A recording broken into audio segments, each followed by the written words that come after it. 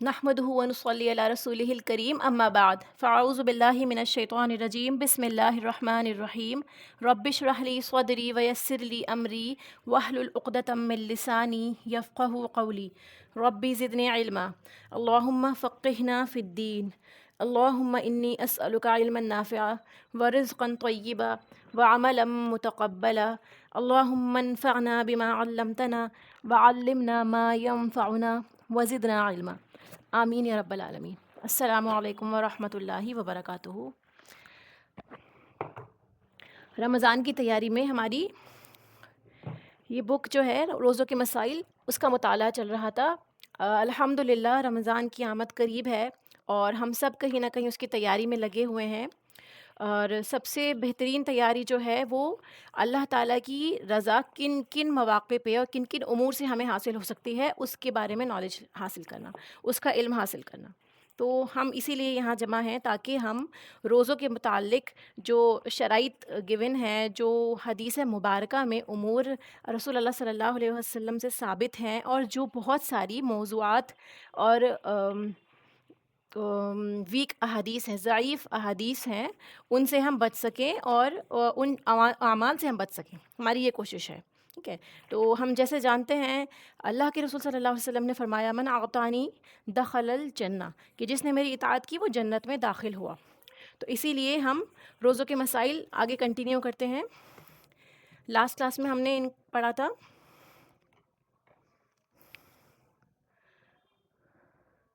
ये book open करते हैं इंशाल्लाह। नियत के मसाइल से स्टार्ट करेंगे। ठीक है, नियत के मसाइल। अन्निया, अमाल के अजर व सवाब का दारो मदार नियत पर है। हज़रत उमर इब्न ख़त्ताब रज़ियल्लाहु अन्हु कहते हैं कि मैंने रसूलुल्लाह सल्लल्लाहु अलैहि वसल्लम को फरमाते हुए सुना कि अमाल का दारो मदार नियतों पर है। हर शख्स को उसकी नियत के मुताबिक बदला मिलेगा,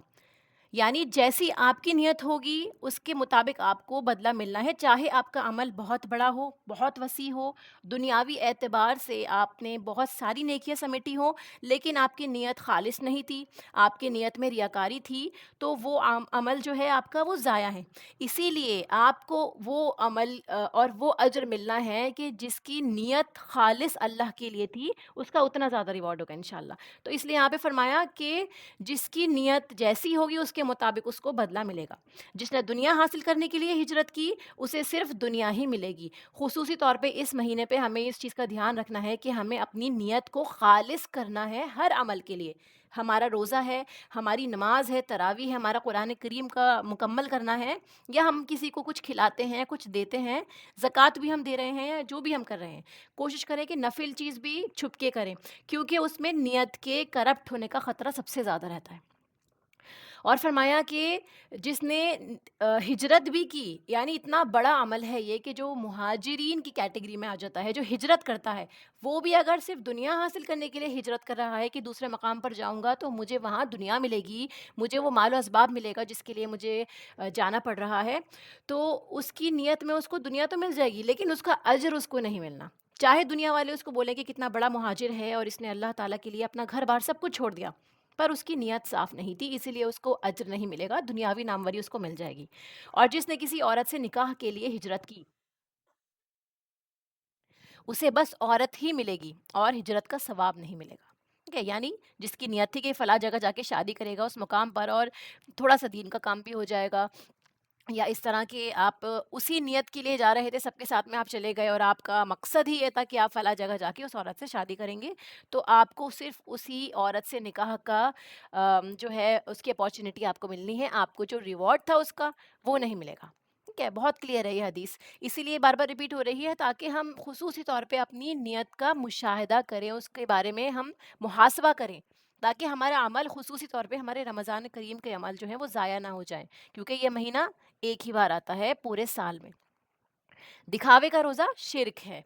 हज़रत शद्दाद बिन औस रज़ियल्लाहु अन्हु कहते हैं कि मैंने रसूलुल्लाह सल्लल्लाहु अलैहि वसल्लम को फरमाते हुए सुना कि जिसने दिखावे की नमाज़ पढ़ी उसने शिर्क किया। दिखावे की नमाज़ कि आप जैसे नमाज़ पढ़ रहे थे और आपने देखा कि कोई आ गया आपके रूम में, ठीक है, या कोई घर में आपके आया है, तो आपने अपने रकात लंबी कर दी, आपने अपनी क़िरात ऊँची कर दी, आपने सजदा लंबा कर दिया। ठीक है, आप नमाज़ तो अपनी पढ़ ही रहे थे, लेकिन आपने उसके अंदर जो इज़ाफ़ी खुशू डाला, اس لیے کہ کوئی اور مجھے دیکھ رہا ہے.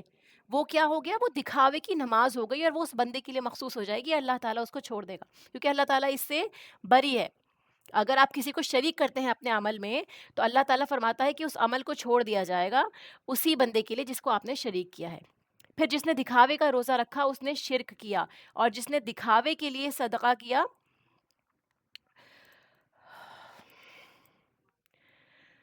جس نے دکھاوے کے لیے صدقہ کیا اس نے شرک کیا. اسے احمد نے روایت کیا ہے. پھر روزے کی نیت دل کے ارادے سے ہے، یعنی جو آپ کا ارادہ تھا، آپ کا دل تھا روزہ رکھنے کا، تو اس کی وہی نیت کافی ہے. جو یہ الفاظ ہوتے ہیں وہ بھی سومین غدین نویتو، یہ سنت سے ثابت نہیں ہے. ٹھیک ہے، یہ آپ کی تجدید ہو سکتی ہے کہ آپ نے نیت کری تھی یا نہیں کری تھی. اگر آپ نے یہ الفاظ دہرائے تو ہو سکتا ہے آپ کو آئیڈیا ہو جائے کہ ہاں میں نے نیت کی تھی، پر آپ کا ارادہ ہے اگلے دن روزہ رکھنے کا، تو یہ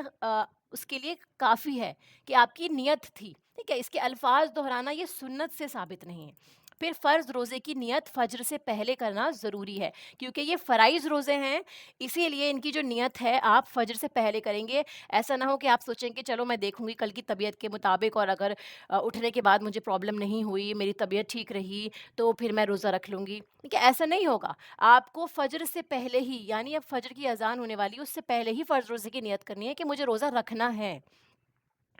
انلیس کوئی اور ایسے سرکمسٹانسز ہو گئے ہیں کہ جس میں آپ جو ہے روزہ نہیں چھوڑنا چاہ رہی ہیں. ٹھیک ہے، تو کوشش یہ کرنی ہے ہمیں کہ اللہ یہ کہ اگر کوئی واقعی ایسی مجبوری تھی جو اللہ سبحانہ و تعالیٰ بہتر جانتا ہے اور اس میں آپ کی کوئی نیت نہیں تھی غلط کام کرنے کی یا روزہ چھوڑنے کی، تو انشاءاللہ اس میں کوئی مذائقہ نہیں. لیکن کوشش یہ کرنی ہے ہمیں حد درجے کہ ہماری جو نیت ہے وہ فجر سے پہلے ہو اس روزے کی. ٹھیک ہے، کوشش کریں رات میں ہی کر لیں. جس دن آپ عشاء کی نماز پڑھ رہے ہوتے ہیں،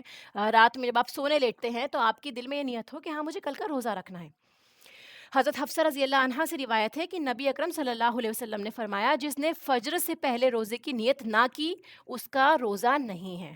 ٹھیک ہے، پھر دیکھیے نفلی روزے کی نیت دن میں زوال سے پہلے کسی بھی وقت کی جا سکتی ہے. یہ نفلی روزہ ہوگا. جو آپ نفلی روزہ رکھتے ہیں جیسے ہر مہینے کے روزے ہو گئے، پیر جمعرات کے روزے ہو گئے، اس کی نیت جو ہے وہ دن میں زوال سے پہلے آپ کبھی بھی کر سکتے ہیں اگر آپ نے کچھ کھایا پیا نہیں ہے. ٹھیک ہے، پھر آپ نے سوچا کہ مجھے روزہ رکھ لیتا ہوں میں نے کچھ کھایا پیا نہیں ہے، وہ آپ کر سکتے ہیں نفلی روزوں میں. اس کی حدیث بھی دیکھیے نیچے آئے گی. پھر نفلی روزہ کسی وقت کسی بھی وجہ سے توڑا جا سکتا ہے.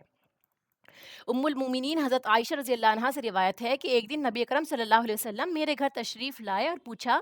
کیا تمہارے پاس کچھ کھانے کو ہے؟ ہم نے کہا نہیں. نبی اکرم صلی اللہ علیہ وسلم نے فرمایا اچھا تو پھر میرا روزہ ہے. یعنی جب کچھ بھی کھانے کو نہیں تھا تو آپ نے سوچا کہ آپ نے جو سوچا ہوگا کہ اللہ عالم کہ روزہ رکھ لیتے ہیں ہم، عبادت کا ثواب بھی مل جائے گا اور گھر میں کھانے کو تو ویسے بھی کچھ نہیں ہے. بیٹر یہ ہے کہ اگر آپ اس وقت میں اسٹار بھی کر رہے ہوں گے، آپ رات تک نہیں کھا رہے ہوں گے، ٹھیک ہے، آپ یہ سوچیں گے کہ چلو مجھے لائٹ لائٹ فیل ہوگا اور میں کھانا اسکپ کر دیتا ہوں، تو اس سچویشن میں آپ جو ہے وہ روزے کی نیت بھی کر سکتے ہیں کہ مجھے روزے کا ثواب بھی مل جائے. افضل تو یہ ہے کہ آپ روزے کی نیت کر لیں گے، لیکن جیسے ایک سچویشن ایسی ہوئی کہ آپ نے کچھ کھانے کو، جیسے ہم یہاں حدیث مبارکہ سے دیکھ سکتے ہیں، کھانے کو کچھ نہیں تھا اس دن تو آپ صلی اللہ علیہ وسلم نے روزے کی نیت کر لی. پھر اس کے بعد آتا ہے کہ کسی اور دن پھر نبی اکرم صلی اللہ علیہ وسلم ہمارے گھر تشریف لائے. میں نے عرض کیا یا رسول اللہ صلی اللہ علیہ وسلم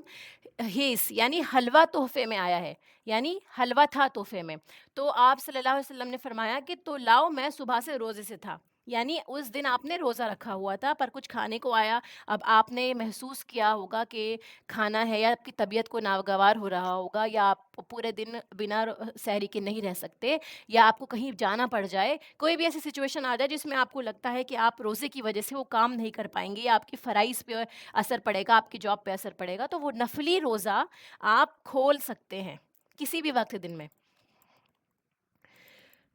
یعنی اس پہ آپ کو گناہ نہیں ملے گا. ٹھیک ہے، اب دیکھیے عبادت ہے تو آپ کو پتہ ہونا چاہیے کہ اس دن اگر مجھے کام ہے تو یہ نا ایک طرح سے اس کی بے ادبی نہ ہو کہ ہم اس کو کھیل نہ بنا لیں. اگر ہماری طبیعت ہے یا ہمیں کوئی ایسی کنڈیشن آ جائے تو ہمیں یہ معلوم ہونا چاہیے کہ ہمیں اس کا گناہ نہیں ملے گا، اسی لیے ہم اس کو کھول سکتے ہیں. ٹھیک ہے، لیکن بنا کسی وجہ کے روزہ رکھ لیا پھر کھول دیا، اس چیز سے ہمیں پرہیز کرنا چاہیے.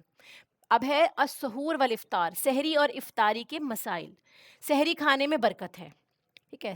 نیند سے اٹھ جانے کے بعد جان بوجھ کر سحری ترک نہیں کرنی چاہیے۔ حضرت انس رضی اللہ عنہ سے روایت ہے، رسول اللہ صلی اللہ علیہ وسلم نے فرمایا سحری کھاؤ کیونکہ سحری کھانے میں برکت ہے، یعنی آپ نے ایک گھونٹ پانی ہی کیوں نہ پیا ہو، صرف ایک کھجور بھی کیوں نہ کھائی ہو، وہ سحری میں کھانا آپ کے لیے اتنی برکت ہوگی کہ آپ کو انشاءاللہ پورے دن اس روزے میں آپ کو تھکان یا ایک طرح سے بھوک محسوس نہیں ہوگی، یہ اس کی برکت ہے۔ یعنی اگر آپ جس دن نہیں کھاتے سحری اور جس دن آپ کھاتے ہیں، آپ ان دونوں دنوں میں فرق محسوس کیجیے گا کہ یہ سحری کی برکت ہے کہ آپ نے اگر کچھ تھوڑا سا بھی کھایا ہے تو وہ آپ کے لیے پورا دن انشاءاللہ اللہ کے فضل سے کافی ہو جائے گا۔ اور یہ متفقن علیہ روایت ہے، یعنی بخاری اور مسلم دونوں میں آئی ہے۔ اسی لیے کوشش کریں کہ چاہے آپ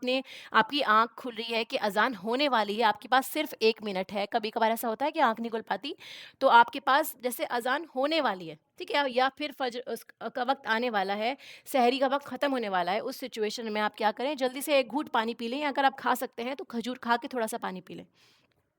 کوشش کریں کہ سحری ضرور کریں، ٹھیک ہے۔ رمضان المبارک میں فجر کی اذان سے پہلے سحری کے لیے اذان دینا سنت ہے، یعنی اگر فجر کی اذان ہو رہی ہے اس سے پہلے بھی ایک اذان ہوتی ہے جو سحری کے لیے دی جاتی ہے کہ اٹھ جائیں سحری کر لیں، وہ بھی اذان اللہ کے رسول صلی اللہ علیہ وسلم کے دور میں ثابت ہے سنت طریقے سے۔ حضرت عائشہ رضی اللہ عنہا سے روایت ہے، حضرت بلال رضی اللہ عنہ رات کو سحری سے قبل اذان دے دیا کرتے تھے، ٹھیک ہے، تاکہ ایک طرح سے اویئرنیس ہو جائے، سب لوگ اٹھ جائیں، جن کی آنکھ نہیں کھلی ان کی آنکھ کھل جائے۔ چنانچہ رسول اللہ صلی اللہ علیہ وسلم نے فرمایا اس وقت تک کھاؤ پیو جب تک ابن ام مکتوم رضی اللہ عنہ اذان نہ دے دیں، اسی لیے کہ ابن ام مکتوم رضی اللہ عنہ اس وقت اذان نہیں دیتے جب تک فجر نہ ہو جائے، یعنی فجر تک آپ کو کھانا ہے۔ دوسری اذان جو ہوتی تھی بعد میں وہ فجر کی ہوتی تھی۔ پھر افطار میں جلدی کرنا اور سحری میں دیر سے کھانا انبیاء کرام کا طریقہ ہے۔ دیکھیے افطار میں جلدی کرنا، ہم نے لاسٹ کلاس میں بھی کویشچن آیا تھا نا کہ اگر ہم دیر سے روزہ کھولتے ہیں، ہم باہر ہوتے ہیں، ہم سوچتے ہیں کہ چلو گھر جا کے کھول لیں گے، نہیں، افطار میں جلدی کرنا ہے، ٹھیک ہے، یعنی آپ جلدی روزہ کھولیں، جیسے ہی اذان ہو جاتی ہے، مغرب کا وقت ہو جاتا ہے، آپ کوشش کریں کہ فوراً روزہ کھول لیں۔ اور سحری میں دیر سے کھانا، یعنی آپ کی آنکھ جو ہے کھلتی نہیں ہے، یا آپ سوچتے ہیں کہ ہم بنا کھائے سو جائیں گے تو ہم 12 بجے ہی رات کو کھا لیں اور پھر فجر میں اٹھ جائیں گے، تو یہ کر سکتے ہیں آپ، لیکن دیر سے کھانا جو ہے یہ انبیاء کا طریقہ رہا ہے، یعنی بالکل اذان سے پہلے تک بھی آپ کھا سکتے ہیں۔ حضرت ابو دردہ رضی اللہ عنہ کہتے ہیں رسول اللہ صلی اللہ علیہ وسلم نے فرمایا 3 باتیں اخلاق نبوت سے ہیں، ٹھیک ہے، یعنی یہ نبوت میں جتنے بھی انبیاء گزرے تھے یہ ان کا طریقہ رہا ہے، یہ 3 باتیں ہیں۔ سب سے پہلے کیا؟ روزہ جلدی افطار کرنا، ٹھیک ہے، پھر دوسرا سحری دیر سے کھانا، اور تیسرا نماز میں دایاں ہاتھ بائیں ہاتھ کے اوپر باندھنا، ٹھیک ہے۔ ہو سکتا ہے یہ والی بات آپ لوگوں کو آج سے پہلے نہ پتہ ہو کہ یہ انبیاء کی سنت میں سے ہے، یہ ہمارے نماز کا طریقہ ہے الحمدللہ کہ ہم جو ہے اپنا رائٹ ہینڈ لیفٹ کے اوپر رکھتے ہیں اور پھر نماز پڑھتے ہیں، ٹھیک ہے۔ اب آپ اس طرح سے نیت کیجیے گا کہ یا اللہ، آپ کے دماغ میں ہو یہ کہ یا اللہ یہ انبیاء کی سنت ہے، ہم ان کی سنت ادا کر رہے ہیں، تو انشاءاللہ آپ کو سنت کا ثواب بھی ملے گا، اور آپ کی نماز تو اوبویسلی نماز کا طریقہ ہی یہ ہے تو ہم اسی طرح ادا کریں گے، لیکن اضافی پوائنٹ یہ ہوگا کہ ہمیں سنت کا ثواب بھی ملے گا کہ یہ انبیاء کی سنت ہے، دائیں ہاتھ کو بائیں ہاتھ کے اوپر باندھنا۔ اور پھر روزہ جب آپ افطار کر رہے ہوں تو بھی یہ نیت کر لیجئے کہ یا اللہ یہ انبیاء کی سنت ہے، میں جلدی روزہ افطار کر رہا ہوں، اور سحری دیر سے کھانا، تو کیونکہ آپ کے مائنڈ میں یہ رہے گا تو جو آپ کی نیت ہوگی اسی کے مطابق آپ کا عمل بھی ہوگا، اور انشاءاللہ آپ کی نیت بھی ہوگی تو آپ کو ریوارڈ بھی اس کے مطابق ملتے چلے جائیں گے۔ بس اویئرنیس رکھنی ہے، ٹھیک ہے، ان ساری باتوں کو اس لیے بتایا جا رہا ہے تاکہ ہم لوگ اویئر رہیں، اپنے جو ہماری ہسٹری ہے، کہ جو ہمارے آثار ہیں، ہمارے انبیاء کی جو طریقے گزرے ہیں، ہم ان سے اٹیچ رہیں، جڑے رہیں، چاہے آپ اس کو ثواب کے لالچ میں کریں، اجر پانے کے لیے کریں، اللہ کو راضی کرنے کے لیے کریں، لیکن یہ ساری معلومات ہمیں پتہ ہونی چاہیے تاکہ ہماری نیت اسی کے اکارڈنگ ہو اور ہم اس میں بھی اپنا حصہ ڈال سکیں۔ پھر دیکھیے سحری کھاتے اذان ہو جائے تو کھانا فوراً ترک کرنے کی بجائے جلدی جلدی کھا لینا چاہیے۔ حضرت ابو ہریرہ رضی اللہ عنہ سے روایت ہے رسول اللہ صلی اللہ علیہ وسلم نے فرمایا جب کوئی آدمی اذان سنے اور پینے کا برتن اس کے ہاتھ میں ہو تو اسے فوراً نہ رکھ دے بلکہ اپنی ضرورت پوری کر لے، یعنی آپ ابھی کھانا کھا رہے تھے یا پانی پی رہے تھے اور پیچھے سے اذان کی آواز آ جاتی ہے مسجد میں سے، تو آپ کیا کرتے ہیں؟ آپ گلاس اٹھا کے رکھ دیتے ہیں کہ نہیں اب میرا روزہ ٹوٹ نہ جائے،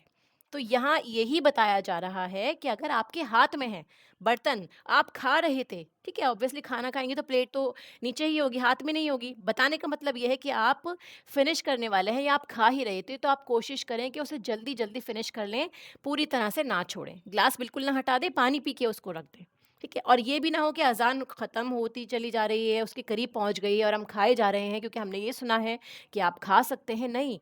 آپ کے جو منہ میں نوالا ہے آپ اس کو نگل لیں۔ ایسا نہ ہو کہ آپ جیسے بہت سارے لوگ اس طرح کرتے ہیں نا کہ اس کو تھوک دیتے ہیں کہ نہیں اذان ہو گئی، پانی کو ہٹا دو، تو اس چیز سے بچیے، کیونکہ آپ جو اس وقت کھا رہے ہوتے ہیں اس کھانے کا بھی ادب ہے، اس کھانے کو نگل لیں، آرام سے کھا لیں، اللہ کا شکر ادا کر لیں کہ اللہ نے یہ سہولت دی ہے، ٹھیک ہے۔ ویسے تو ہمیں کوشش کرنی چاہیے کہ پہلے اٹھ کے افطاری روزہ سحری کر لیں، تہجد کی نماز بھی پڑھ لیں، یہ سب چیزیں ہوں تاکہ ہمارے پاس تھوڑا سا ٹائم ہو جائے، پر خدا نخواستہ کبھی آنکھ نہیں کھلتی تو اس کے لیے ہمارے سامنے یہ سنتیں موجود ہیں۔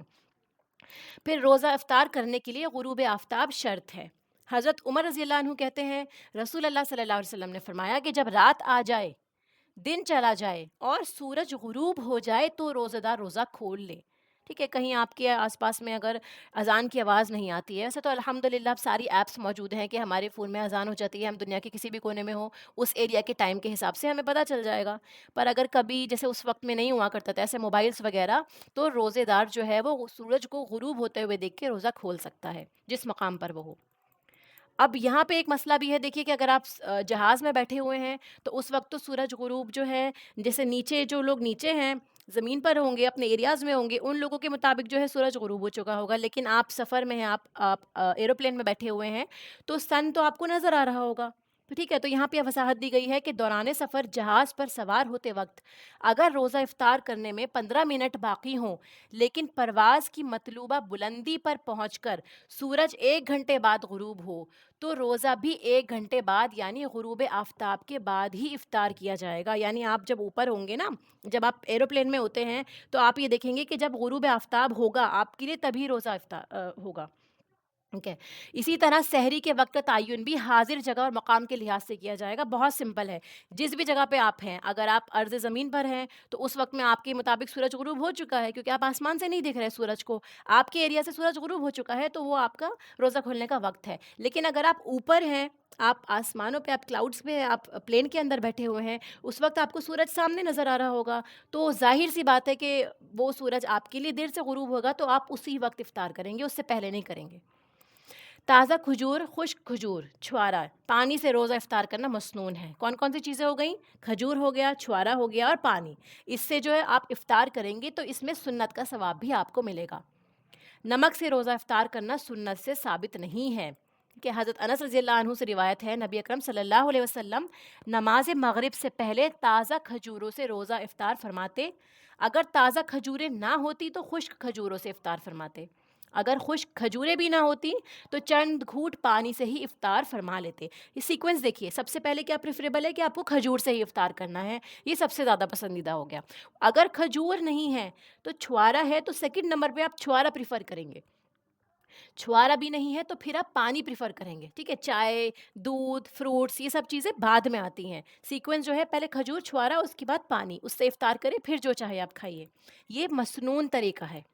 روزہ کھولتے ہوئے بھی یہی نیت کریں، کھجور کھاتے ہوئے کہ یہ سنت طریقہ ہے، اللہ تعالیٰ ہمیں سنت کا بھی ریوارڈ دیجیے اس کے ساتھ میں۔ روزہ افطار کرتے وقت درج ذیل دعا مانگنا مسنون ہے، ٹھیک ہے۔ یہ جو دعا ہے ایکچولی یہ والی دعا جو ہے مسنون ہے، جو ہمیں روزہ افطار کرتے وقت مانگنی چاہیے۔ حضرت عبداللہ ابن عمر رضی اللہ عنہما سے روایت ہے کہ نبی اکرم صلی اللہ علیہ وسلم جب روزہ افطار فرماتے تو یہ دعا پڑھتے تھے، ذہب الظمأ وابطلت العروق وثبت الاجر انشاءاللہ، کہ اس کو آپ دیکھیں گے نیٹ پہ بھی ڈال کے تو یہ دعا آپ کو مل جائے گی آرام سے، یہ دعا آپ روزہ افطار کرتے وقت پڑھیے، ٹھیک ہے۔ اور اس کا معنی دیکھیے کتنا خوبصورت ہے، پیاس ختم ہوئی، رگیں تر ہو گئیں اور روزے کا ثواب انشاءاللہ پورا ہو گیا، ٹھیک ہے۔ تو مطلب یہ ہے کہنے کا کہ بسم اللہ پڑھ کے آپ روزہ کھولتے ہیں اور آپ پانی بھی پیتے ہیں، پھر ساتھ میں ساتھ ساتھ آپ یہ دعا بھی پڑھتے جائیے، کیونکہ اس دعا کا میننگ یہ ہے کہ اللہ تعالیٰ نے آپ کی پیاس ختم کری، آپ نے یعنی پانی پی لیا ہوگا، روزہ کھول لیا ہوگا اور آپ کو انشاءاللہ اس کا ثواب ملے گا۔ پھر روزہ افطار کروانے والے کا اجر روزہ افطار کرنے والے کے برابر ہے۔ حضرت زید بن خالد جہنی رضی اللہ عنہ کہتے ہیں رسول اللہ صلی اللہ علیہ وسلم نے فرمایا جس نے روزے دار کو روزہ افطار کرایا اسے بھی اتنا ہی اجر ملے گا جتنا اجر روزے دار کے لیے ہوگا، اور روزے دار کے اجر سے کوئی چیز کم نہ ہوگی۔ دیکھیے سبحان اللہ، کہ آپ کا روزہ ہے اور سامنے آپ کی کوئی اور گھر میں آ گیا، یا آپ کبھی راستے میں ہیں اور آپ نے کسی اور کو کھجور آفر کر دی جس کے پاس کھجور نہیں تھی، پانی نہیں تھا، کوئی بھی چیز ہے جس سے آپ روزے دار کا روزہ افطار کرا رہے ہیں، تو آپ کو اپنے ساتھ ساتھ اس کے افطار کرانے کا ثواب بھی مل جائے گا، سبحان اللہ۔ اس کو اس طرح بھی دیکھیے کہ آپ گھر میں ہیں، کہ آپ اپنے گھر والوں کی افطاری کا اہتمام کرتے ہیں، تو آپ سب کو روزہ کھلوانے کا کام بھی کر رہے ہیں نا، تو انشاءاللہ تعالی اللہ سے امید ہے کہ وہ آپ کو اس کا بھی اجر دے گا، کیونکہ آپ سب کی افطاری کا اہتمام کر رہے ہیں۔ اسی لیے پھر ہم لوگ جو دوسروں کی خدمت میں لگتے ہیں، جو دوسروں کا خیال رکھتے ہیں، تو وہ اللہ تعالیٰ کی نظروں میں واقعی قدر و قیمت ہے اس کی،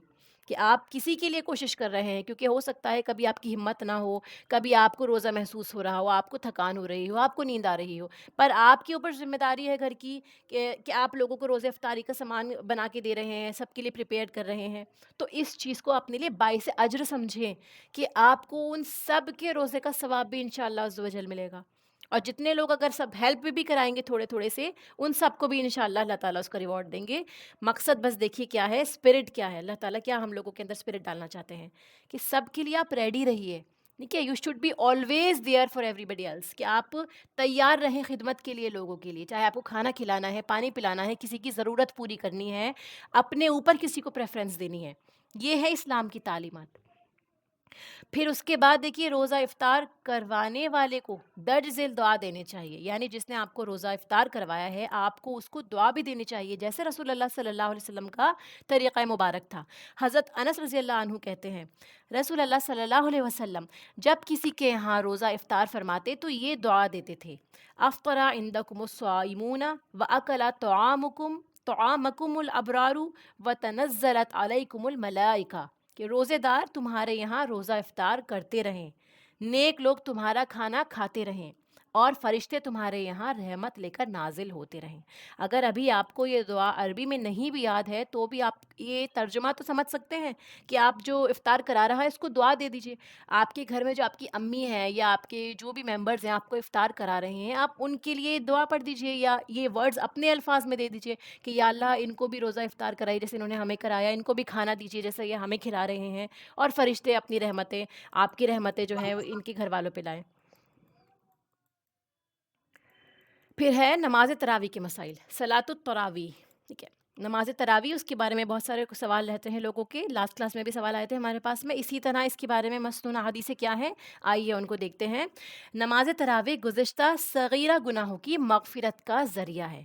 حضرت ابو ہریرہ رضی اللہ عنہ سے روایت ہے، رسول اللہ صلی اللہ علیہ وسلم نے فرمایا: جس نے ایمان کے ساتھ اور ثواب کی نیت سے رمضان میں قیام کیا اس کے گزشتہ سارے گناہ معاف کر دیے جاتے ہیں۔ جیسے ہم نے یہ حدیث سٹارٹنگ میں پڑھی تھی کہ آپ نے ایمان کی حالت میں، یعنی آپ اللہ پہ ایمان رکھتے ہیں اور اللہ تعالیٰ سے ہی اجر کی امید رکھتے ہیں اور کسی سے نہیں، کہ تو پھر آپ کا جو دن کا روزہ اور یہ رات کی تراویح ہے وہ آپ کے گناہوں کی بخشش کا سبب بنے گی انشاءاللہ۔ پھر قیام رمضان یا نماز تراویح باقی مہینوں میں تہجد یا قیام اللیل کا ہی دوسرا نام ہے، ٹھیک ہے، کیا مطلب ہوا ابھی نیچے حدیث میں دیکھیں گے۔ نماز تراویح یا تہجد کی مسنون رکعتیں 8 ہیں، لیکن غیر مسنون رکعتوں کی کوئی حد نہیں ہے، جو جتنی چاہے پڑھے۔ حضرت ابو سلمہ ابن عبد الرحمن رضی اللہ عنہ نے حضرت عائشہ رضی اللہ عنہ سے پوچھا رسول اللہ صلی اللہ علیہ وسلم کی رمضان کی رات کی نماز کیسی ہوتی تھی؟ حضرت عائشہ رضی اللہ عنہا نے جواب دیا: رسول اللہ صلی اللہ علیہ وسلم رمضان میں رات کی نماز، یعنی جو تراویح ہوتی ہے نا، یہ رات کی نماز اسی کا ہی نام ہے، قیام اللیل بھی اسی کا ہی نام ہے، اور آپ کیا فرماتی ہیں کہ رات کی نماز یا غیر رمضان کی رات کی نماز، یعنی یہ تہجد، جو غیر رمضان کی نماز ہوگی اس کے لیے تہجد کا لفظ استعمال ہوا ہے، اور جو رمضان میں ہوتی ہے اس کے لیے تراویح کا لفظ استعمال ہو گیا۔ یہ آپ 11 رکعتیں پڑھتے تھے، 11 رکعتوں سے زیادہ نہ پڑھتے تھے، یعنی آپ کا یہ معمول تھا کہ آپ صرف رمضان میں نہیں، جیسے ہم لوگ جو ہے وہ تراویح جو ہے رمضان کے مہینے میں ہی پڑھتے ہیں، آپ صلی اللہ علیہ وسلم سارا سال یہ رکعتیں پڑھا کرتے تھے، 8 رکعتیں جو تھی ہیں، ٹھیک ہے، اور یہ 11 کیوں لکھی گئی ہیں؟ 3 وطر ملا کے وہ پوری ٹوٹل 11 ہو جاتی ہیں، ٹھیک ہے، 4 رکعتیں پڑھتے، اور ان کے طول اور حسن کا کیا کہنا، یعنی وہ نماز جو پڑھا کرتے تھے وہ اتنی لمبی اور خوبصورت قرات کے ساتھ پورے خشوع و خضوع کے ساتھ پڑھا کرتے تھے کہ کیا کہنا۔ پھر 4 رکعتیں پڑھتے تھے جن کے طول اور حسن کا کیا کہنا، پھر 3 رکعت وتر ادا فرماتے تھے۔ اب دیکھیے نماز تراویح کا وقت عشاء کے بعد سے لے کر طلوع فجر تک ہے، ٹھیک ہے، یعنی آپ اکارڈنگ ٹو یور کنڈیشن، آپ کی حالت ہے، آپ کی باڈی کیا آپ کو اجازت دے رہی ہے، تو آپ اس کو عشاء کے بعد بھی پڑھ سکتے ہیں، آپ چاہیں تو اس کو رات میں سونے کے بعد جب آپ اٹھیں تب بھی پڑھ سکتے ہیں، آپ چاہیں تو اس کو سحری سے پہلے بھی پڑھ سکتے ہیں، ٹھیک ہے، یہ آپ پہ ڈیپینڈ کرتا ہے، وہ نماز تراویح ہی کہلائے گی، ٹھیک ہے۔ اگر آپ چاہیں تو رات میں تراویح پڑھ کے اور فجر کی نماز سے پہلے بھی اضافی نفل ادا کر سکتے ہیں تہجد کی، وہ بھی ہو جائیں گے، ٹھیک ہے، دونوں تینوں کنڈیشنز آپ کے اوپر ہیں، جتنی چاہیں آپ پڑھ سکتے ہیں، اس میں کوئی کنڈیشن نہیں، ٹھیک ہے۔ آپ سے جو پورے سال سنت سے ثابت ہے وہ 8 ہیں، بتانے کا مقصد یہ تھا۔ تو عشاء کے بعد سے لے کے فجر تک آپ نماز پڑھ سکتے ہیں جتنی چاہیں، اور پھر دیکھیے نماز تراویح 2 رکعت پڑھنا افضل ہے، وتر کی 1 رکعت الگ پڑھنی بھی مسنون ہے، ٹھیک ہے۔ اس کی حدیث دیکھیے، 1 رکعت وتر بھی آپ پڑھ سکتے ہیں۔ حضرت عائشہ رضی اللہ عنہا سے روایت ہے کہ نبی اکرم صلی اللہ علیہ وسلم نماز عشاء اور نماز فجر کے درمیان 11 رکعتیں نماز ادا فرماتے، ہر 2 رکعت کے بعد سلام پھرتے تھے، یعنی آپ نے نفل جو پڑھے ہیں وہ 2 کر کے پڑھے ہیں، ٹھیک ہے۔ ہمارے پاس سنت طریقہ کیا آیا کہ ہم بھی جو نفل نمازیں پڑھتے ہیں اپنی، تو وہ 2 کر کے پڑھیں، ایک سلام پھیر کے 2 رکعت پڑھ کے پھر 2 رکعت پڑھ کے سلام پھیر دیجئے، اور پھر ساری نماز کو 1 رکعت سے وتر بناتے تھے، یعنی آپ جو 3 رکعت وتر پڑھتے تھے اس میں 2 رکعت پڑھ کے سلام پھیر دیتے تھے، اور 1 رکعت آپ خالی بھی پڑھا کرتے تھے، وہ تینوں ہی وتر ہوتی ہیں۔ لیکن ایک طریقہ اور بھی ہے اس کا، 3 اکٹھی بھی پڑھ سکتے ہیں آپ، لیکن 2 پہ سلام پھیر کے تیسری اکیلے بھی وتر کی نماز آپ ادا کر سکتے ہیں۔ وتر کا مطلب ہی دیکھیے کیا ہوتا ہے، وتر کا مطلب آڈ ہوتا ہے، ٹھیک ہے، یعنی آپ 1 3 5 7 کی جتنی چاہے پڑھ سکتے ہیں جو سنت سے ثابت ہے۔ ابھی ہمارا مقصد یہاں پہ کیا بتانا ہے کہ آپ صلی اللہ علیہ وسلم ایک بھی علیحدہ پڑھ لیا کرتے تھے۔ پھر دیکھیے رسول اللہ صلی اللہ علیہ وسلم نے صحابہ کرام رضی اللہ عنہ کو صرف 3 دن نماز تراویح با جماعت پڑھائی، انشاءاللہ اس کلاس کے بعد میں آپ سے سوال لیا جائے گا، پہلے اس کو کمپلیٹ کر لیتے ہیں۔ پھر آپ نے فرمایا، دیکھیے یہاں پہ کیا ہے حدیث کہ صرف 3 دن نماز تراویح بھی آپ نے با جماعت پڑھائی ہے، اور خواتین نماز تراویح میں مسجد میں جا کر ادا کر سکتی ہیں، یعنی آپ مسجد میں جا کے بھی نماز تراویح ادا کر سکتی ہیں، منع نہیں ہے۔ حضرت ابو ذر رضی اللہ عنہ سے مروی ہے، انہوں نے کہا ہم نے رسول اللہ صلی اللہ علیہ وسلم کے ساتھ روزے رکھے، نبی اکرم صلی اللہ علیہ وسلم نے ہمیں تراویح کی نماز نہیں پڑھائی یہاں تک کہ رمضان کے 7 دن باقی رہ گئے، یعنی آپ صلی اللہ علیہ وسلم نے پورے رمضان نماز نہیں پڑھائی کہ آپ آؤ میرے پیچھے تراویح پڑھتے ہیں ہم سب لوگ مل کے، نہیں، جب لاسٹ کے 7 روزے بچ جاتے ہیں تب آپ نے کیا کیا، دیکھیے 23ویں رات کی 1/3 گزر جانے پر، یعنی جب 23ویں شب ہوتی ہے اس میں رات کا 1/3 حصہ گزر جاتا ہے، یعنی عشاء کا وقت نکل گیا ہے ابھی، یعنی اس عشاء کی نماز کے بعد اگر آپ رات کو 3 حصوں میں ڈیوائڈ کریں گے تو 1/3 رات جو ہے وہ گزر چکی تھی، اس کے گزر جانے پر نبی اکرم صلی اللہ علیہ وسلم نے ہمیں نماز تراویح پڑھائی، یعنی آپ نماز پڑھا رہے تھے نفل نماز، اور پیچھے صحابہ کھڑے ہو گئے آ کر۔ پھر رسول اللہ صلی اللہ علیہ وسلم نے 24ویں شب کو نماز تراویح نہیں پڑھائی، پھر 25ویں شب آدھی رات گزر جانے پر نماز تراویح پڑھائی، یعنی اب کیا تھا، 25ویں شب میں آپ صلی اللہ علیہ وسلم نے آدھی رات گزر جانے کے بعد نماز تراویح پڑھائی تھی۔ ہم نے کہا یا رسول اللہ صلی اللہ علیہ وسلم، کیا ہی اچھا ہو اگر آپ رمضان کی باقی راتوں میں بھی ہمیں نفل نماز پڑھائیں۔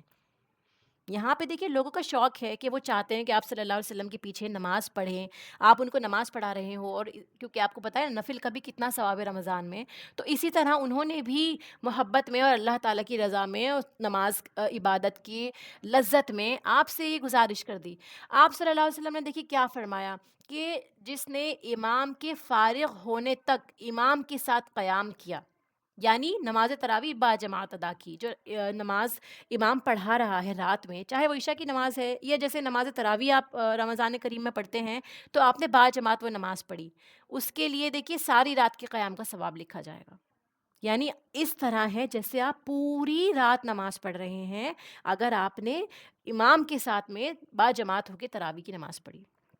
اب خصوصی طور پہ دیکھیے یہ مردوں کے لیے بھی بتایا جا رہا ہے، کیونکہ ہم جانتے ہیں عورتوں کی نماز جو ہے پسندیدہ ہے کہ وہ گھروں میں پڑھیں، پر وہ مسجد میں آ کے اگر تراویح پڑھنا چاہتی ہیں، ان کے لیے سیپریٹ روم ہے، ہر چیز کی اویلیبلٹی ہے، پردے کا اہتمام ہے، تو وہ بالکل آ کے پڑھ سکتی ہیں، ان کے لیے کوئی روک ٹوک نہیں ہے۔ پھر رسول اکرم صلی اللہ علیہ وسلم نے ہمیں نماز تراویح نہیں پڑھائی حتیٰ کہ 3 روز باقی رہ گئے، یعنی آپ صلی اللہ علیہ وسلم نے ہمیں تیسری مرتبہ 27ویں شب میں تراویح پڑھائی،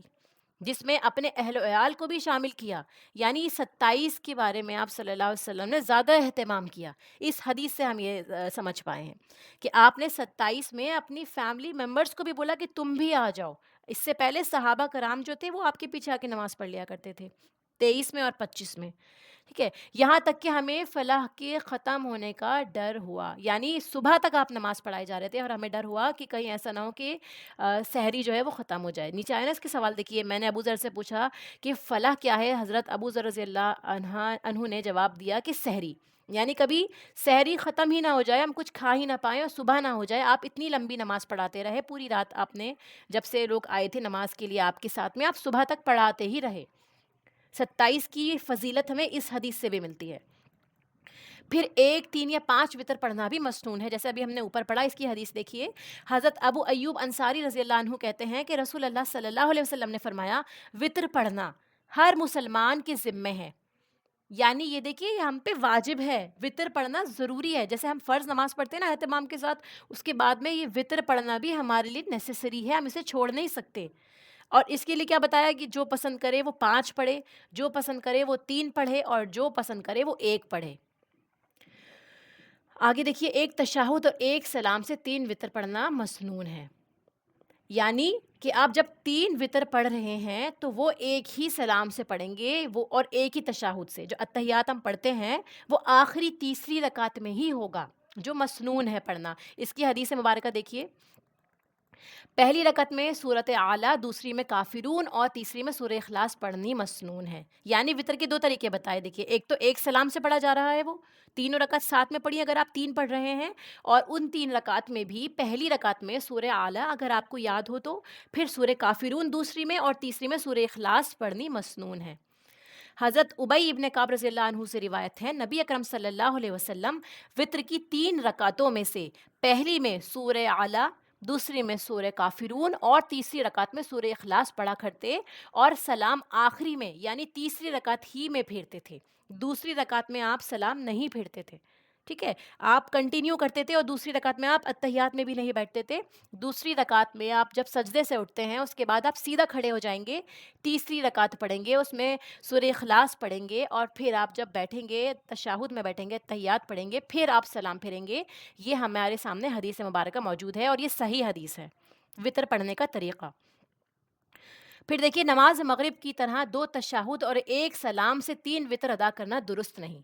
جیسے عمومی طور پہ رواج ہے کہ مغرب کی نماز کی طرح 2 تشہد پڑھتے ہیں، یعنی دوسری رکعت میں وتر کی بھی تشہد پڑھتے ہیں سلام پھیرے بنا، پھر تیسری نماز میں دوبارہ سے تشہد پڑھتے ہیں تیسری رکعت میں، تو یہ جو ہے یہ درست نہیں ہے طریقہ۔ کیسے ہمیں پتہ چلا؟ حضرت ابو ہریرہ رضی اللہ عنہ نبی اکرم صلی اللہ علیہ وسلم سے روایت کرتے ہیں کہ 3 وتر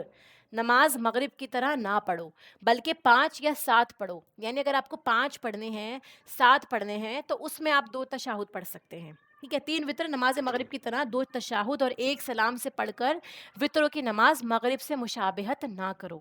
اگر ہم جانتے ہیں کہ مغرب کی نماز ہم کس طرح پڑھتے ہیں، دیکھیے 2 رکعت کے بعد ہم تحیات پڑھ کے تشہد پڑھ کے پھر تیسری رکعت میں کھڑے ہو جاتے ہیں، تو یہاں پہ یہ فرمایا کہ مغرب کی نماز سے مشابہت نہ کرو، اس لیے وتر کی نماز میں جو ہے دوسری رکعت میں آپ تشہد نہیں پڑھیں گے، ورنہ وہ مشابہت ہو جائے گی۔ اور آپ صلی اللہ علیہ وسلم نے اس حدیث مبارکہ میں جو صحیح حدیث ہے دارالقطنی کی، اس میں فرمایا کہ نماز مغرب سے مشابہت اس کی نہ کریے، تو یہ مسنون طریقہ ہے جیسے ہمارے سامنے آیا۔ پھر دیکھیے، وتروں میں دعائے قنوت رکوع سے قبل اور بعد دونوں طرح پڑھنی جائز ہے۔ ہم سب جانتے ہیں کہ وتر کی نماز میں دعائے قنوت بھی پڑھی جاتی ہے، ٹھیک ہے۔ اب یہ دعائے قنوت جو ہے وہ آپ رکوع میں جانے سے پہلے بھی پڑھ سکتے ہیں، یعنی آپ سورہ اخلاص کے بعد بھی دعائے قنوت پڑھ سکتے ہیں، یا پھر آپ رکوع میں جائیں، پھر اٹھیں، جب سر آپ اٹھائیں گے اس وقت بھی آپ دعائے قنوت پڑھ سکتے ہیں، یہ دونوں طریقے سے پڑھنا جائز ہے۔ حضرت انس ابن مالک رضی اللہ عنہ سے دعائے قنوت کے بارے میں دریافت کیا گیا تو انہوں نے کہا کہ رسول اللہ صلی اللہ علیہ وسلم نے رکوع کے بعد دعائے قنوت پڑھی ہے، یعنی رکوع میں جانے کے بعد جب آپ اٹھتے ہیں، سر اٹھاتے ہیں، تب آپ صلی اللہ علیہ وسلم نے دعائے قنوت پڑھی ہے۔ اور ایک روایت میں یوں ہے کہ رکوع سے پہلے اور بعد دونوں طرح پڑھی ہے، ٹھیک ہے، یعنی دونوں طریقے سے پڑھنا ثابت ہے، رکوع سے پہلے اور رکوع کے بعد بھی. اور یہ بھی دیکھیے یہ حدیث صحیح ہے. صحیح کا مطلب یہ ہے کہ یہ اوتھینٹک میں آتی ہے. اور یہ جو اسکالرز ہیں، جو ہمارے محدثین ہیں، انہوں نے گریڈنگ کی ہے اس کی کہ یہ زیادہ طریقہ رائج ہے، یہ زیادہ صحابہ سے مروی ہے، ٹھیک ہے، اس لیے اس حدیث کو صحیح کہا جاتا ہے. اگر ضعیف مینشن ہوتا ہے، اس کا مطلب یہ ہے کہ اس کی سند کمزور ہے. یہاں پہ ہمارے سامنے صحیح آ چکی ہے. انشاءاللہ ہم اس بک کے لاسٹ میں وہ احادیث بھی پڑھیں گے جو من گھڑت ہیں، جن کے بارے میں کوئی صحیح دلیل نہیں موجود ہے. پھر دیکھیے دعائے قنوت جو نبی اکرم صلی اللہ علیہ وسلم نے حسن ابن علی رضی اللہ عنہما کو وطر میں پڑھنے کے لیے سکھائی، وہ کون سی ہے؟ جو دعائے قنوت آپ صلی اللہ علیہ وسلم نے سکھائی. دیکھیے حضرت حسن بن علی رضی اللہ عنہما کہتے ہیں کہ رسول اللہ صلی اللہ علیہ وسلم نے مجھے وطروں میں پڑھنے کے لیے یہ دعائے قنوت سکھائی تھی. ٹھیک ہے، اب یہ دعائے قنوت میں پہلے آپ کو اس کا عربی پڑھ کے سنا دیتی ہوں. اللہم اہدنی فیمن ہدیت وعافنی فیمن عافیت وتولنی فیمن تولیت وبارک لی فیما اعطیت وقنی شر ما قضیت فانک تقضی ولا یقضی علیک انہ لا یذل من والیت ولا یعز من عادیت تبارکت ربنا وتعالیت. یعنی اس کا آپ ترجمہ دیکھیے کہ الہی مجھے ہدایت دے اور ہدایت یافتہ لوگوں میں شامل فرما، مجھے عافیت دے اور ان لوگوں میں شامل فرما جنہیں تو نے عافیت عطا فرمائی، مجھے اپنا دوست بنا کر ان لوگوں میں شامل فرما جنہیں تو نے اپنا دوست بنایا ہے، جو نعمتیں تو نے مجھے دی ہیں ان میں برکت عطا فرما، اس برائی سے مجھے محفوظ رکھ جس کا تو نے فیصلہ کیا ہے، بلا شبہ فیصلہ کرنے والا تو ہی ہے اور تیرے خلاف فیصلہ نہیں کیا جاتا. یعنی کوئی نہیں ہے جو اللہ تعالیٰ کے خلاف فیصلہ کر سکے یا کوئی اور فیصلہ صادر کر سکے اللہ تعالیٰ کے فیصلے کے اگینسٹ جا کے. جسے تو دوست رکھے وہ کبھی رسوا نہیں ہوتا اور جس سے تو دشمنی رکھے وہ کبھی عزت حاصل نہیں کر سکتا. اے ہمارے پروردگار، تیری ذات بڑی بابرکت اور بلند و بالا ہے. یہ جو تھے دعائے قنوت کے الفاظ جو آپ صلی اللہ علیہ وسلم نے سکھائے. دوسری مسنون دعائے قنوت یہ ہے: اللہم انا نستعینک ونستغفرک ونثنی علیک الخیر کلہ ونشکرک ولا نکفرک ونخلع ونترک من یفجرک اللہم ایاک نعبد ولک نصلی ونسجد والیک نسعی ونحفد ونرجو رحمتک ونخشى عذابک ان عذابک بالکفار ملحق. یہ بھی حدیث جو ہے صحیح ہے. حضرت عمر رضی اللہ عنہ یہ دعائے قنوت پڑھا کرتے تھے کہ یا اللہ ہم تجھ سے مدد چاہتے ہیں، تجھ سے بخشش کے طلبگار ہیں اور تیری ہر طرح کی بہترین تعریف کرتے ہیں، تیرا شکر ادا کرتے ہیں، ناشکری نہیں کرتے. جو شخص تیری نافرمانی کرے ہم اس سے قطع تعلق کرتے ہیں. آپ یہ دیکھیے یہ الفاظ جو ہے ہمیں ان کے میننگ نہیں پتہ اور یہ ہم ہر رات پڑھ رہے ہوتے ہیں، ہر رات ہماری زبان سے یہ الفاظ ادا ہو رہے ہوتے ہیں. یہ کتنے بھاری کلمات ہیں. ہم اللہ تعالیٰ سے ایک طرح سے یہ سمجھ لیجیے گزارش پیش کر رہے ہیں اللہ تعالیٰ کے آگے کہ ہم کیا کرتے ہیں، ہم آپ کا شکر ادا کر رہے ہیں، ناشکری نہیں کرتے. حالانکہ ہم دن میں کتنی مرتبہ اللہ کی ناشکری کر رہے ہوتے ہیں، کتنی چیزوں میں ناشکری کر رہے ہوتے ہیں، لڑائی جھگڑا کر رہے ہوتے ہیں. اللہ تعالیٰ کی نعمتوں کا اعتراف کرنے کے بجائے ہمیں یہ نصیب نہیں ہے، ہمارے پاس یہ نہیں ہے، ہماری قسمت کو یہ ہے، اپنے آپ کو جو ہم کوس رہے ہوتے ہیں. تو یہ کیا ہے؟ یہ ناشکری ہے. اور ہم اللہ تعالیٰ سے ہر رات میں کیا فرما رہے ہیں کہ اللہ ہم تیری ناشکری نہیں کرتے. تو کہیں نہ کہیں یہ بات جھوٹ میں آ جاتی ہے. دیکھیے پھر دیکھیے جو شخص تیری نافرمانی کرے ہم اس سے قطع تعلق کرتے ہیں. کیا ہم واقعی ایسا کر رہے ہیں کہ اللہ کے نافرمان، اللہ کے ناشکرے جتنے بھی لوگ ہیں کیا ہم نے ان سے قطع تعلق کر رکھا ہے؟ کیا ہم ان لوگوں سے بات نہیں کر رہے، یا ہم خود ہی نافرمانوں میں آتے ہیں، ہم دوسروں کی تو کیا ہی کہیں. تو یہ بھی ایک اتنا بڑا ہم نے اللہ تعالیٰ کے سامنے کمٹمنٹ رکھ دیا اور ہم اس پہ پورے نہیں اتر رہے. تو اس لیے یہ دعا جو ہے یہ بہت ہی مطلب ایک طرح سے ہم پر بھاری ہے. اگر ہم یہ والی دعائے قنوت پڑھ رہے ہیں، اگر ہم اس کے مترادف نہیں ہیں، اگر ہم یہ سب نہیں کر رہے، تو میری اپنی پرسنل چوائس ہے کہ ہمیں اوپر والی جو دعا ہے دعائے قنوت ہے وہ پڑھنی چاہیے نمازوں میں. ٹھیک ہے، اور یہ بھی دعا دونوں ثابت ہے دیکھیے، لیکن اس کے اندر جو ہمارے ورڈز ہیں نا یہ بہت ہی زیادہ ہم لوگوں کو سوچ سمجھ کے اپنے الفاظ ادا کرنے ہیں، اور ہمیں میننگ ہی نہیں پتہ ہوں گے تو ہم اللہ تعالیٰ سے کیا مانگ رہے ہیں؟ دعائے قنوت کہ دعا کر رہے ہیں ہم اللہ سے. آگے دیکھیے اور اسے چھوڑتے ہیں، یعنی قطع تعلق کرتے ہیں اور اسے چھوڑتے ہیں. یا اللہ ہم صرف تیری ہی راہ میں محنت اور جد و جہد کرتے ہیں، یعنی جو ہمارا عمل ہے وہ اللہ کو راضی کرنے کے لیے اخلاص پر ہے، یہ اس کا مطلب ہے. پھر ہم تیری رحمت کی امیدوار ہیں، تیرے عذاب سے ڈرتے ہیں. کہ ہم واقعی اللہ کے عذاب سے ڈرتے ہیں؟ ہم اپنی زبان کھولنے سے پہلے یہ سوچتے ہیں کہ ہم نے کسی کا دل دکھا دیا ہے تو ہمیں اللہ تعالیٰ کا عذاب آ لے گا کیا، یا اللہ کی کسی بھی حکم کی نافرمانی کر رہے ہیں، اس وقت میں کیا ہم اللہ کے عذاب سے ڈرتے ہیں، یا ہم اللہ کی رحمت کی امید رکھتے ہیں، یا لوگوں سے امید رکھتے ہیں کہ ہمارا کام ہو جائے گا، فلاں شخص سے اس کی سفارش کرنے سے ہمارا کام ہو جائے گا؟ بے شک کافروں کو تیرا عذاب پہنچ کر رہے گا۔ اللہ تعالیٰ ہم سب کی حفاظت فرمائے۔ پھر دیکھیے اگلی بات ہے کہ 3 رات سے کم وقت میں قرآن کریم ختم کرنا ناپسندیدہ عمل ہے۔ حضرت عبداللہ ابن عمر سے روایت ہے رضی اللہ عنہما کہ رسول اللہ صلی اللہ علیہ وسلم نے فرمایا، جو شخص 3 رات سے کم وقت میں قرآن کریم ختم کرتا ہے وہ قرآن کو نہیں سمجھتا۔ یعنی اگر 3 رات ہے آپ کے پاس، مطلب رات کا مطلب یہی ہے کہ آپ کو 3 دن کے اندر کم سے کم کمپلیٹ کرنا ہے، یہ سب سے کم لمٹ بتائی گئی ہے، یہ پسندیدہ جو ہے، یعنی اس سے کم میں آپ اگر کرتے ہیں، آپ نے 1 دن میں پورا قرآن کریم مکمل کر لیا، 2 دن میں کر لیا، تو پھر آپ نے اس کو نہیں سمجھا، ٹھیک ہے؟ یہ جو ہے یہاں پہ یہ نہیں کہ آپ نہیں کریے، کیوں؟ کیونکہ ہم ہسٹری میں دیکھتے ہیں، اسکالرس کو دیکھتے ہیں کہ جو ایک ایک رات میں پورا قرآن کریم مکمل کر دیا کرتے تھے، پڑھا کرتے تھے۔ اگر آپ لوگوں نے ہسٹری پڑھی ہے یا آپ لوگ تھوڑا نالج کی اس میں ٹچ میں ہیں کہ پہلے کے لوگ سلف الصالحین کیا کیا کرتے تھے، تو ان سے یہ عمل ثابت ہے کہ وہ لوگ کہ پورے دن میں کتنے کتنے قرآن کریم بھی مکمل کر لیا کرتے تھے، یا 2 دن میں، 3 دن میں، تو یہ ان کا طریقہ رہا کرتا تھا۔ یہاں پہ ہمارے سامنے یہ ہم جیسے عام لوگوں کے لیے ہے کہ جو ہم عربی نہیں سمجھتے، ہمارے پاس 10 کام اور ہوتے ہیں، ہم اللہ تعالیٰ سے پیورلی کمیٹڈ نہیں ہیں، اسی لیے جب ہم پڑھیں گے تو ہم کیا کریں گے؟ جلد بازی میں پڑھیں گے، ٹھیک ہے؟ جو ہمارے حروف کی ادائیگی ہے، جو تجوید کے احکام ہے، یہ سب ہم سے مس ہوں گے، ورڈز کچھ کے کچھ بن جائیں گے، ایک حرکت سے 2 حرکت، 2 سے 1 حرکت بھی آپ دیکھیں گے جن لوگوں کو آئیڈیا ہے اس چیز کا تجوید کا کہ صرف ایک حرکت سے میننگ چینج ہو جاتا ہے، تو ہم کیا کریں گے؟ کچھ کا کچھ پڑھ رہے ہوں گے، میننگ اس کے چینج ہو جائیں گے، تو نعوذ باللہ ہم اپنے آپ کو گنہگار بنا دیں گے۔ اسی لیے ہمیں کوشش کرنی چاہیے کہ ہم قرآن کو ٹھہر ٹھہر کے سمجھ سمجھ کے پڑھیں،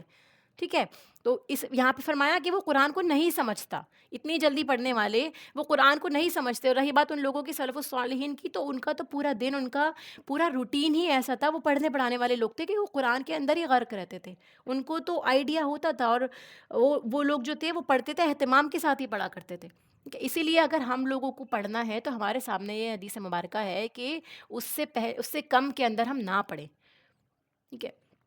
جیسے ہمارے شیڈیول ہیں، جیسے ہمارے کام ہے، دنیاوی اعتبار سے بھی ہم لوگوں کی ذمہ داریاں ہیں، تو ہم ویسے بھی 3 دن کے اندر مکمل نہیں کر پائیں گے، اور اگر ہم کر رہے ہیں تو ہم یہ دیکھیں کہ واقعی ہماری سپیڈ اور ہمارے احکام وہ ادا ہو رہے ہیں، ہمیں میننگ سمجھ میں آ رہے ہیں، تو پھر ہم پڑھ سکتے ہیں، ٹھیک ہے؟ اگر آپ کو لگتا ہے کہ آپ اس کا حق ادا کر رہے ہیں تو۔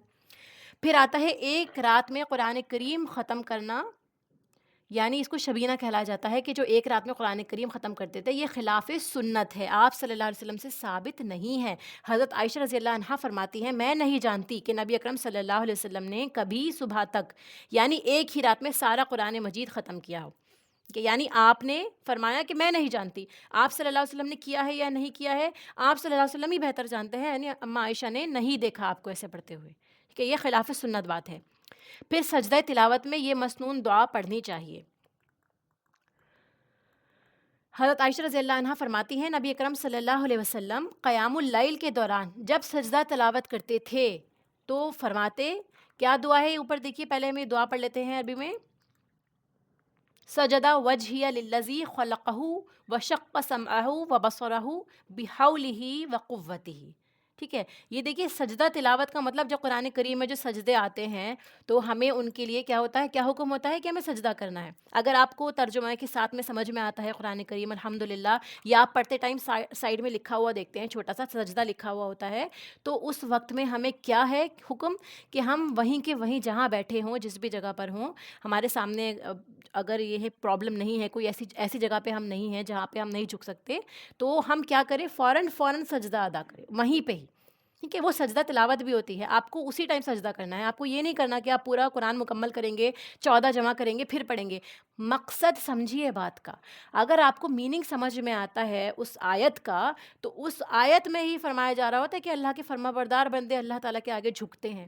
آپ نے کیا کیا، آپ نے پڑھ لیا، ٹھیک ہے اللہ تعالیٰ میرے پاس یہ سجدہ جمع ہو گیا، اب لاسٹ جب ہوگی پورا قرآن مکمل کروں گی تو میں 14 کے 14 ایک ساتھ کر دوں گی، تو وہ اسپرٹ کہاں گیا؟ اسی ٹائم سجدہ کرنے کے بارے میں بتایا جا رہا تھا نا کہ ملائکہ سجدہ کر رہے ہیں، فرشتے سجدہ کر رہے ہیں، یا ایمان والے سجدہ کرتے ہیں اللہ تعالیٰ کے آگے، ہمیں تبھی سجدہ کرنا ہوتا ہے۔ تو سب سے زیادہ پریفریبل یہی ہے کہ آپ اسی وقت سجدہ کریے، اور جب آپ سجدہ کر رہے ہوتے ہیں تو جہاں آپ بیٹھے ہیں وہیں جھک جائیے، ٹھیک ہے؟ اور اگر سے الگ سے کرنا چاہتے ہیں آپ، جیسے اس وقت میں نماز کی بات کرنا چاہتے ہیں، تو پھر آپ کو کھڑے ہو کے پھر ایک سجدے میں جانا ہوتا ہے، یہ طریقہ بھی ہے، لیکن آپ فوراً اسی وقت بھی سجدے میں جھک جائیے، اور سجدہ تلاوت کی یہ دعا ہے جو اوپر میں نے آپ کو بتائی ہے، یہ بھی پڑھ سکتے ہیں، سبحان ربی الاعلیٰ یہ بھی پڑھ سکتے ہیں، ٹھیک ہے؟ اماں عائشہ رضی اللہ عنہ فرماتی ہیں کہ آپ یہ دعا پڑھا کرتے تھے، تو اس لیے اگر آپ یہ دعا پڑھیں گے انشاءاللہ تو یہ مستون ہے، یہ آپ کو سنت کا ثواب بھی دے گی۔ اس کا ترجمہ دیکھیے، میرے چہرے نے اس ہستی کو سجدہ کیا جس نے اسے پیدا کیا، اور اپنی طاقت اور قدرت سے اس میں کان اور آنکھیں بنائیں۔ یعنی اللہ تعالیٰ کی بڑائی کی جا رہی ہے کہ ہم نے اپنا سر اللہ کے آگے جھکا دیا ہے کہ جس نے یہ آنکھیں یہ کان ہمیں دیے ہیں۔ پھر دیکھیے، فرض نمازوں کے علاوہ نفلی نمازوں میں قرآن کریم سے دیکھ کر تلاوت کرنا جائز ہے، ٹھیک ہے؟ یہ بھی بخاری کی حدیث ہے، حضرت عائشہ رضی اللہ عنہ فرماتی ہیں، حضرت عائشہ رضی اللہ عنہ کا غلام ذکوان قرآن کریم سے دیکھ کر نماز پڑھایا کرتا تھا۔ یعنی فرض نماز کے علاوہ دیکھیے، فرض نماز جو ہے اس میں جو آپ کو صورت آتی ہے آپ وہ پڑھیے، پورے آپ کی توجہ اسی پہ ہونی چاہیے۔ اس کے علاوہ اگر آپ نفل نماز پڑھنا چاہتے ہیں، آپ تراویح اپنی پڑھنا چاہتے ہیں، اس میں آپ کا دل ہے کہ آپ قرآن کریم کی صورتیں پڑھیں لیکن آپ کو یاد نہیں ہے، اس سچویشن میں آپ کیا کر سکتے ہیں، سامنے بھی قرآن رکھ سکتے ہیں، یا آپ ہاتھ میں بھی لے کے قرآن کریم پڑھ سکتے ہیں۔ جب آپ رکوع میں جائیں تو اس کو سائڈ میں ایک چیئر رکھیے، آپ اس پہ رکھ سکتے ہیں کہ آپ کے ہاتھ میں مطلب یہ ہے کہ دیکھ کر آپ پڑھ سکتے ہیں نفل نمازوں میں، کہ اگر آپ قرآن کریم کو نماز میں پڑھیں گے تو وہ سب سے زیادہ افضل ہے، اس کے علاوہ اپنی تلاوت کرتے ہیں تو وہ بھی آپ کر سکتے ہیں، لیکن اس طرح بھی پڑھنا۔ دیکھیے ہمارے سامنے حدیث ہے کہ حضرت عائشہ کے غلام ایسا کیا کرتے تھے، اور حضرت عائشہ نے ان کو نہیں ٹوکا، روکا نہیں، اس کا مطلب وہ کوئی ایسی بات نہیں کر رہے تھے جو آپ صلی اللہ علیہ وسلم سے ثابت نہیں تھی، یا آپ صلی اللہ علیہ وسلم نے اس کو منع فرمایا تھا، یا وہ دین کا حصہ نہیں تھا، سختی تھی اس بات میں۔ پھر نفلی عبادت میں جب تک شوق اور رغبت رہے کرتے رہنا چاہیے، تکلیف یا تھکاوٹ محسوس ہو تو چھوڑ دینا چاہیے۔ جیسے آپ کی طبیعت نہیں ہے، ٹھیک ہے، آپ کو پتہ ہے کہ لوگ نماز پڑھتے ہیں اور یوزولی لوگ 20 تراویح جو ہے وہ پڑھا کرتے ہیں، لیکن آپ کی طبیعت نہیں ہو رہی، آپ کی ہمت نہیں ہو رہی ہے، اس سچویشن میں آپ کیا کریں گے؟ آپ اس نفل نماز کو یا نفل عبادت کو چھوڑ دیں گے، کہ اگر اس میں شوق اور رغبت نہیں ہے تو اسے بوجھ بنا کے نہ پڑھیے بالکل بھی، کیونکہ بوجھ میں کیا ہوتا ہے، پھر آپ کے اندر سے خشوع و خضوع نکل جاتا ہے، آپ اللہ تعالیٰ سے کنیکٹڈ فیل کرنے کے بجائے یہ محسوس کرتے ہیں کہ جلدی سے یہ ختم ہو، جلدی سے میں بیٹھوں یا گھر جاؤں، یا آپ کو بھوک لگ رہی ہے تو جلدی سے نماز کمپلیٹ ہو میں جا کے کھانا کھاؤں، وہ شوق اور رغبت جو نماز کی ہوتی ہے وہ ختم ہو جائے گی۔ اور نماز کا مقصد یہ ہے کہ بندہ اللہ تعالیٰ سے کلام کر رہا ہوتا ہے، بات کر رہا ہوتا ہے، اللہ تعالیٰ کے سامنے راز و نیاز کر رہا ہوتا ہے۔ اسی لیے کوئی اور ایکسکیوز اگر ہو رہا ہے، آپ کا مائنڈ ڈسٹریکٹ ہو رہا ہے، اس سچویشن میں اگر آپ وہ کام کر سکتے ہیں، جیسے کھانا ہے یا آپ کو فریش ہونا ہے یا کوئی امپورٹنٹ کال آنی تھی آپ کی، وہ اٹینڈ کر کے پھر آپ نماز پڑھ لیں،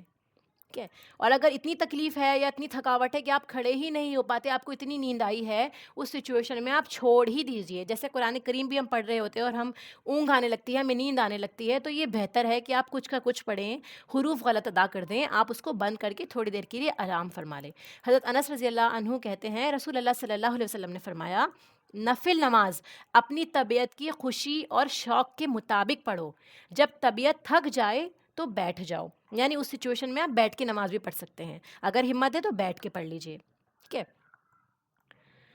پھر اگلی حدیث ہے، دیکھیے حضرت عائشہ رضی اللہ عنہا کہتی ہیں، رسول اللہ صلی اللہ علیہ وسلم نے فرمایا، اپنی ہمت کے مطابق عبادت کرو، اللہ تعالیٰ اجر دیتے دیتے کبھی نہیں تھکتا جبکہ تم عبادت کرتے کرتے تھک جاتے ہو۔ یعنی آپ جتنی چاہے عبادت کر سکتے ہیں، اللہ تعالیٰ آپ کو ریوارڈ دیتا جائے گا، اللہ تعالیٰ نہیں تھکتا، ہم انسان ہی کمزور ہے کہ ہم تھک جاتے ہیں، اسی لیے ہمیں اپنی ہمت کے مطابق عبادت کرنی ہے۔ اور ایسا بھی نہ ہو کہ ہم اتنا لائٹلی لے لیں کہ ٹھیک ہے اللہ تعالیٰ تو جانتا ہے ہماری ہمت نہیں ہے، اور ہم پھر روز رات کی نمازیں اپنی تراویح اس کو مس کر دیں، اس میں کس کا نقصان ہے؟ نعوذ باللہ، اللہ تعالیٰ کو تو کوئی نقصان نہیں ہے، ہمارا نقصان ہوا کہ جو ہمیں اجر رمضان کے مہینے میں سمیٹنا تھا، اگر ہم تھوڑا سا اپنے آپ کو پش کر سکتے ہیں، جیسے ہم دنیاوی امور کے لیے کرتے ہیں، تو کیا ہم نماز کے لیے نہیں کر سکتے؟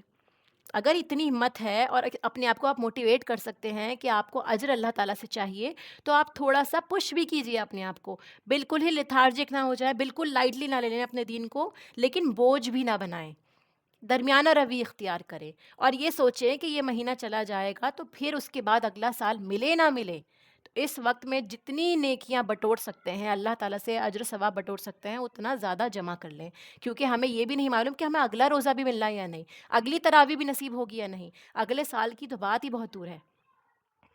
پھر دیکھیے حضرت عبداللہ ابن عمرو ابن عاص رضی اللہ عنہما کہتے ہیں رسول اللہ صلی اللہ علیہ وسلم نے فرمایا، اے عبداللہ، تم فلاں آدمی کی طرح نہ ہو جانا جو رات کو عبادت کے لیے اٹھا کرتا تھا پھر اس نے اٹھنا چھوڑ دیا۔ یعنی کیا مطلب ہے کہ آپ پہلے رات کو اٹھا کرتے تھے، پھر آپ نے اٹھنا چھوڑ دیا کیونکہ آپ نے سستی اپنے اوپر جو ہے بہت حاوی کر لی، ٹھیک ہے، یا آپ نے اس کنٹینیوٹی کو توڑ دیا۔ تو اس حدیث سے ہمیں یہ میسج ملتا ہے کہ چاہے ہم تھوڑی سی عبادت کریں لیکن کنٹینیوٹی میں کریں، چاہے ہم صرف 2 رکعت روز پڑھتے ہیں۔ رمضان کے علاوہ بھی میرا یہ آپ سے ریکویسٹ ہے کہ اب رمضان کے علاوہ بھی آپ 2 رکعت نماز رات میں پڑھتے ہیں، تہجد میں پڑھتے ہیں، یا دن میں نفل نماز ایکسٹرا پڑھتے ہیں، تو اس کو معمول کے ساتھ پڑھیے۔ ایسا نہ ہو کہ ایک دن آپ نے 20 پڑھ لی، 40 پڑھ لی اور اگلے دن آپ ایک بھی نہیں پڑھ سکے، ہمت ہی نہیں رہی۔ ایک دن آپ نے اتنا قرآن کریم پڑھ لیا اور دوسرے دن آپ کو ٹائم ہی نہیں ملا کیونکہ باقی کے سارے کام آپ کے پینڈنگ ہو گئے۔ اسی لیے عمل کم کریے چاہے، لیکن باقاعدگی سے کریے، اور کوشش یہ کریں کہ رمضان کے علاوہ بھی یہ عمل ہمارا جاری رہے انشاءاللہ، جیسے کہ ہم نے رسول اللہ صلی اللہ علیہ وسلم کی سنت مبارکہ دیکھی، آپ پورے سال نماز پڑھا کرتے تھے، یہ والی قیام اللیل۔ تھوڑا سا اور لے لیتے ہیں انشاءاللہ۔ روزوں میں رخصت کے مسائل، کون کون سی چیزیں ہیں جو روزے میں ہمیں ایکسکیوزڈ ہیں، رخصتیں کن کن چیزوں کی ہیں، یہ بھی جاننا ہمارے لیے بہت ضروری ہے۔ دیکھیے، سفر میں روزہ رکھنا اور چھوڑنا دونوں درست ہیں۔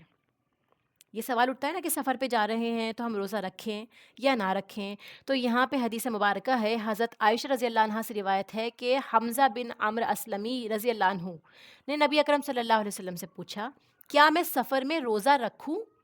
اور وہ کثرت سے روزے رکھنے والے تھے، یعنی وہی بندہ دیکھیے ایسا سوال کر سکتا ہے نا فرض روزوں کے علاوہ، کہ جو پابندی سے روزہ رکھتا ہو، اب اس کو سفر کرنا ہے تو اس کو یہ مسئلہ پیش آتا ہے کہ کیا مجھے روزہ رکھنا چاہیے یا نہیں، تو آپ صلی اللہ علیہ وسلم کے سامنے سوال پیش کیا گیا، آپ صلی اللہ علیہ وسلم نے فرمایا اگر چاہے تو رکھ، چاہے تو نہ رکھ، اکارڈنگ ٹو یور ہیلتھ۔ اگر آپ کو پتہ ہے سفر بہت لمبا ہے، یا آپ کو وامٹنگز آتی ہیں، یا آپ کو کھانا چاہیے ہوتا ہے، پانی چاہیے ہوگا، گرمی بہت ہے، تو آپ کو معلوم ہے کہ آپ کی طبیعت پہ گراہ گزرے گا، یا پھر آپ کو کوئی دوائی وغیرہ ایسی لینی ہوتی ہے جو مس ہو جائے، آپ کی طبیعت ٹھیک نہیں ہے، جو بھی ریزن ہے، اگر آپ نہیں رکھ سکتے تو آپ نہ رکھیں، پر آپ کو لگتا ہے کہ آپ ہینڈل کر لیں گے بنا اپنی اور دوسروں کی طبیعت بگاڑے، تو پھر آپ جو ہے روزہ رکھ سکتے ہیں، کیونکہ ہمارے ساتھ جو ٹریول کرتا ہے ہم اس کے لیے بھی مصیبت نہ بنے، یہ بھی ہمیں سوچنا چاہیے۔ اگر ہم ہینڈل کر سکتے ہیں تو بے شک آپ کو اجازت مل گئی ہے۔ حضرت ابو سعید خدری رضی اللہ عنہ سے روایت ہے کہ ہم 16ویں روزے نبی اکرم صلی اللہ علیہ وسلم کے ساتھ جہاد کے لیے نکلے، 16ویں روزے یعنی کہ 16 روزے پر آپ صلی اللہ علیہ وسلم کے لیے اس کے ساتھ جہاد پر نکلے۔ ہم میں سے بعض لوگوں نے روزہ رکھا، بعض لوگوں نے چھوڑ دیا۔ ہم اپنے گھروں میں بیٹھ کے بھی سوچ رہے ہوتے روزہ رکھے یا نہیں رکھے، یا بچوں کو اسکول بھیجنا ہے، ان کے ایگزام سے ان کے روزے چھٹوا دیجئے۔ آپ یہ دیکھیے کہ یہ لوگ جہاد پر نکلے ہیں پھر بھی روزہ رکھتے ہیں، ٹھیک ہے۔ بعض لوگوں نے چھوڑ دیا، بعض لوگوں نے چھوڑ بھی دیا تھا کیونکہ وہ سفر پہ نکل رہے تھے، ان کو معلوم ہے رخصت ہے، ٹھیک ہے۔ اور نہ روزے دار نے بے روز پر اعتراض کیا اور نہ بے روز نے روزے دار پر اعتراض کیا، کوئی ایک دوسرے کو طعن و تشریح نہیں کر رہا کہ دیکھو ہم نے بھی تو روزہ رکھا، تم نے کیوں نہیں رکھا، تم بھی رکھ لیتے، تمہیں ثواب مل جاتا، ٹھیک ہے، یا ہم تم سے زیادہ طاقتور ہیں۔ کوئی کسی طریقے کا ایک دوسرے کو کہنا سنانا، حقیر سمجھانا نہیں، کچھ بھی نہیں۔ آپ نے روزہ رکھا آپ کی مرضی، انہوں نے نہیں رکھا ان کی مرضی، کسی کو کچھ نہیں کہنا ہے۔ انہوں نے، صحابہ نے کسی پر اعتراض نہیں کیا۔ پھر حیض و نفاس والی عورت کو مذکورہ حالت میں روزہ نہیں رکھنا چاہیے، حیض یا نفاس ختم ہونے کے بعد روزے کی قضا ادا کرنی ہوگی، اور دودھ پلانے والی حاملہ عورت کو روزہ نہ رکھنے کی رخصت ہے، بعد میں صرف قضا ہوگی۔ اب دیکھیے، حضرت ابو سعید خدری رضی اللہ عنہ نے کہا نبی اکرم صلی اللہ علیہ وسلم نے فرمایا کہ کیا ایسا نہیں ہے، یعنی ایسی بات ہے کہ عورت جب حائضہ ہوتی ہے تو نہ نماز پڑھ سکتی ہے نہ روزہ رکھ سکتی ہے، اور ان کی دین میں کمی کی یہی وجہ ہے، یعنی جو عورت کا جو دین ہے مرد کے مقابلے میں جو تھوڑا سا ناقص کہلایا جاتا ہے، وہ یہی وجہ ہے کہ عورت جب حائضہ ہوتی ہے اس وقت میں اس کو نماز نہیں پڑھنی ہوتی، نہ روزہ رکھنا ہوتا، روزے کی قضا ہے، نماز کی قضا نہیں ہے۔ یہ جو نمازیں آپ نے جو اس حائضہ حالت میں چھوڑی ہیں اس کی قضا نہیں ہے، صرف روزے کی قضا ہے، ٹھیک ہے۔ اور نیچے آتا ہے حضرت ابن مالک کعبی رضی اللہ عنہ سے روایت ہے، رسول اللہ صلی اللہ علیہ وسلم نے فرمایا اللہ تعالیٰ نے مسافر کو روزہ مؤخر کرنے اور نصف نماز کی رخصت دی ہے۔ مسافر کو رخصت ہے کہ وہ روزہ بعد میں رکھ سکتا ہے جب اس کا سفر ختم ہو جائے، اور نماز جیسے ہم جانتے ہیں قصر وہ کر سکتا ہے، یہ اللہ کی طرف سے رخصت ہے اس کو۔ جبکہ حاملہ اور دودھ پلانے والی عورت کو روزہ مؤخر کرنے کی رخصت دی ہے۔ یعنی وہ جو ہے حاملہ جو عورت ہے وہ نماز اپنی رخصت نہیں کرے گی، اس کو نماز تو پڑھنی ہی پڑھنی ہے۔ اور جو دودھ پلانے والی عورت ہے، کیونکہ اس کی طاقت اس وقت ہے یا نہیں، بہت ساری انرجی، بہت کیلریز برن ہوتی ہے اس سچویشن میں، تو ہو سکتا ہے کچھ لوگ جو ہے اس کو برداشت نہ کر سکے، کچھ عورتیں ویک ہوتی ہیں، اسی لیے اس سچویشن میں وہ نمازیں پڑھیں گی لیکن روزے اس ٹائم سپین کے بعد وہ اپنے ادا کریں گی، وہ ان کے اوپر قرض ہے اللہ تعالیٰ کا جو ان کو ادا کرنا ہے بعد میں۔ پھر آتا ہے حضرت ابو الزناد رحمہ اللہ کہتے ہیں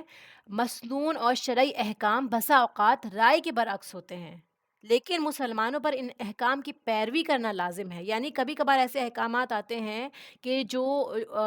ہم لوگوں کی رائے کے اگینسٹ ہوتے ہیں، جو ہمیں لگتا ہے اس طرح نہیں ہونا چاہیے، ایسا جیسے آج کل کے ٹائم پہ بھی بہت ساری چیزیں آپ دیکھیں گے لاجک کے خلاف جا رہی ہے، سائنس کے اگینسٹ جا رہی ہے باتیں، ایسا بہت سارے لوگوں کا کہنا اور ماننا ہوتا ہے، ٹھیک ہے۔ تو یہاں پہ بھی انہوں نے یہی فرمایا کہ جو شرعی احکام ہے بسا اوقات رائے کے اپوزٹ ہوتے ہیں، برعکس ہوتے ہیں، لیکن ہم کیونکہ مسلمان ہیں، ہم نے اللہ کے آگے سر تسلیم خم کر دیا ہے، تو ہم پر ہی ان کے احکام کی پیروی کرنا لازم ہے۔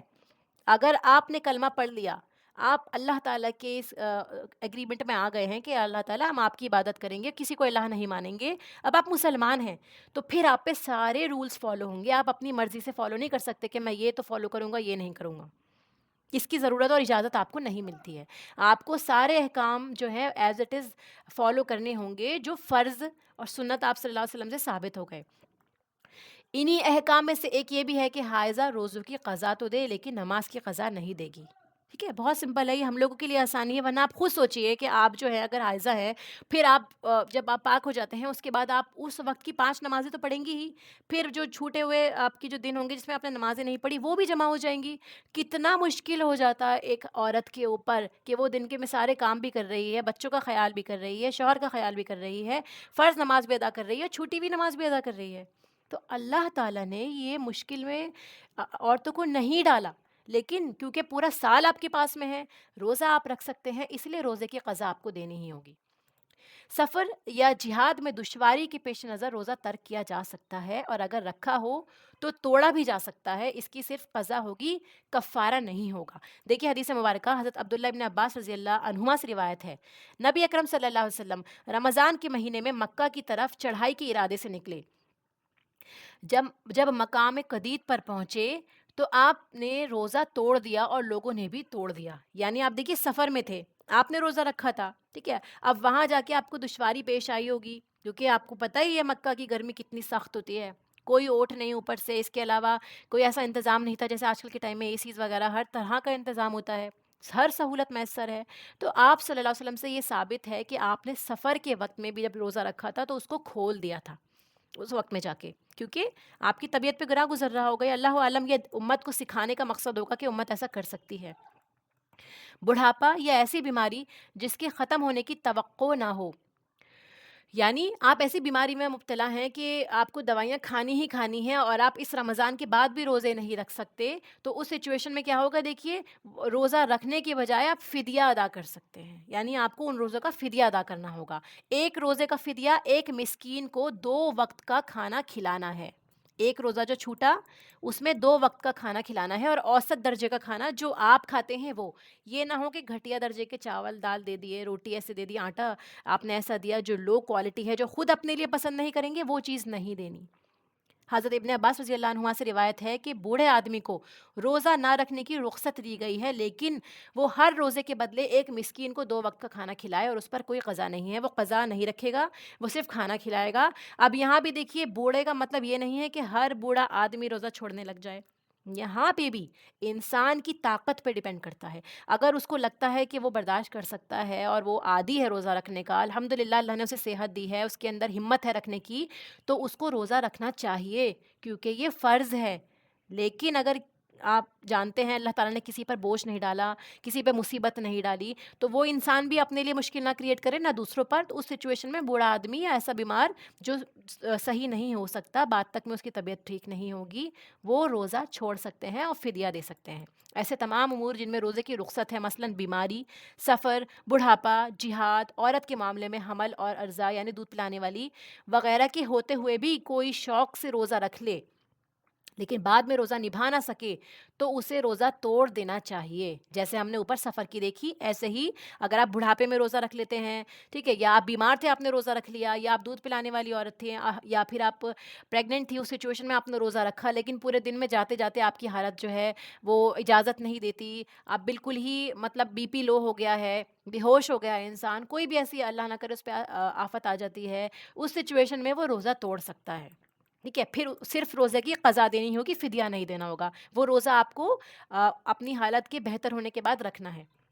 حضرت جابر بن عبداللہ رضی اللہ عنہما فرماتے ہیں رسول اللہ صلی اللہ علیہ وسلم نے دوران سفر لوگوں کا ہجوم دیکھا، لوگ ایک آدمی پر سایہ کیے ہوئے تھے. رسول اللہ صلی اللہ علیہ وسلم نے پوچھا یہ کیا بات ہے؟ تو لوگوں نے عرض کیا کہ روزہ دار ہے. یعنی یہ جو روزے دار انسان تھا وہ بیچارہ گر گیا تھا، بے ہوش ہو گیا تھا، اب لوگ اس پہ سایہ کیے ہوئے تھے کیونکہ گرمی کا موسم ہوتا ہے، سخت گرمی تھی اس وقت میں بھی. تو آپ صلی اللہ علیہ وسلم سے جب آپ نے پوچھا تو لوگوں نے بتایا کہ یہ روزے دار تھا. آپ نے فرمایا کہ دوران سفر اس حالت میں روزہ رکھنا نیکی نہیں ہے. ہم لوگ نیکی سمجھ کے رکھ لیتے ہیں، ہم سوچتے ہیں کہ ہمیں اس کا ثواب ملے گا اور ہم اللہ تعالیٰ سے محبت کا اظہار کرنا چاہتے ہیں اپنی، تو یہ چیز کیا ہے، یہ نیکی نہیں ہے. کیوں؟ کیونکہ آپ نے اپنے لیے دشواری کر لی، اسی لیے یہ والا روزہ جو ہے نیکی شمار نہیں کیا جائے گا. بہتر یہ ہے کہ آپ اپنے روزے کو کھول لیں. انشاءاللہ اس کے آگے ہم اگلی کلاس میں کنٹینیو کریں گے قضا روزوں کے بارے میں، قضا روزوں کے مسائل. آخر دعوانا ان الحمد للہ رب العالمین. سبحانک اللہم و بحمدک نشہد ان لا الہ الا انت نستغفرک و نتوب الیک. السلام علیکم و رحمۃ اللہ وبرکاتہ.